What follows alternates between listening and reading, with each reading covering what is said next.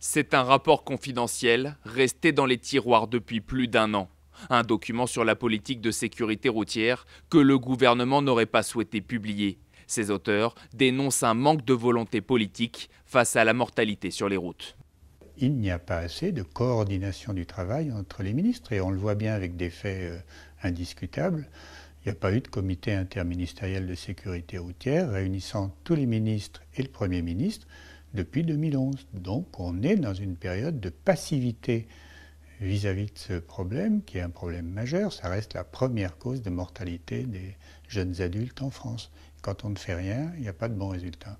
L'année dernière, 3 384 personnes ont perdu la vie sur les routes françaises. C'est 3,5% de plus par rapport à 2013. Une coordination ministérielle accrue, mais aussi des actions plus fortes sur le terrain. C'est ce que réclament les auteurs du rapport ainsi que les défenseurs des victimes.